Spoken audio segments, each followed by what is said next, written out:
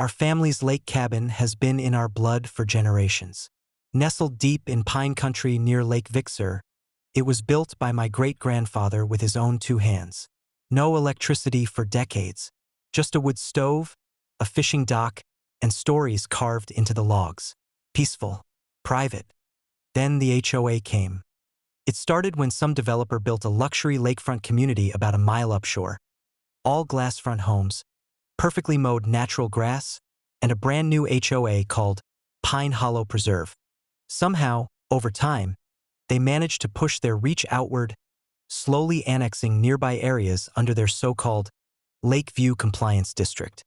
We didn't buy in. Our cabin sat on deeded private land, miles from their gate. No common areas, no shared roads. But that didn't stop them from trying. First, it was letters, then fines, then weekly visits from clipboard-carrying HOA enforcers who insisted our structure failed to meet community visual standards. My grandpa, Walter, wasn't having any of it. He was a Korean War vet, a carpenter, and a survivalist all rolled into one grizzled, quiet man.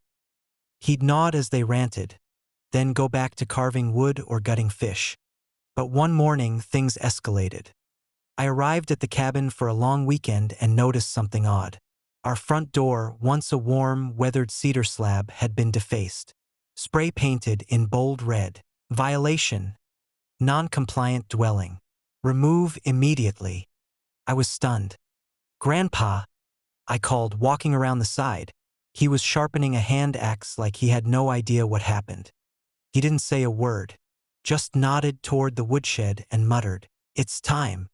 That evening, we worked silently under the porch light. Grandpa brought out his thorn collection. Yes, a literal collection of dried bramble, locust spikes, and sharpened hawthorn branches. He'd been gathering them for years, claiming they were nature's barbed wire. We embedded them around the porch rails and steps, not to hurt anyone, just to discourage the next person who thought trespassing was a sport. The final touch. Grandpa's old NO soliciting. No trespassing. NO stupidity sign, now nailed just beneath the eaves. The next morning, the HOA's enforcement guy, some smug suit named Travis, came marching up our dirt trail with two younger cronies. They didn't even knock. Travis went to tape a new citation on the door when his foot caught one of the low thorn traps. He let out a yelp, tripped, and fell forward into a full patch. His clipboard went flying. One of the younger guys tried to help him up and caught a spike on his palm. They limped off the porch, muttering threats, trying to save face. Grandpa stepped out then, casually chewing a toothpick.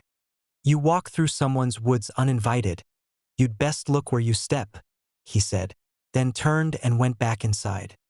2 days later, a deputy sheriff arrived, not to arrest us, but to clarify jurisdiction. We showed him the original property deed, grandfathered pre-zoning rights, and land survey maps. Turns out, the HOA had zero legal authority over our lot. And that wasn't all. Grandpa filed a complaint with the state attorney general's office. Turns out, spray painting someone's private door? That's vandalism. And doing it while posing as an enforcement agent? That's impersonation. The HOA president was fined $5,000 and Travis? Banned from contacting us again or face criminal trespass charges. Since then, the porch's thorn traps have become a bit of a family joke. We replaced the old spray-painted door, but kept the original slab, now mounted on the wall inside the cabin as a trophy. And as for Grandpa, he still sits on that porch every evening, boots up, rifle leaning nearby, listening to the loons and watching the water. He hasn't said much since that weekend, but when I asked if he thought the HOA would ever try again, he just grinned.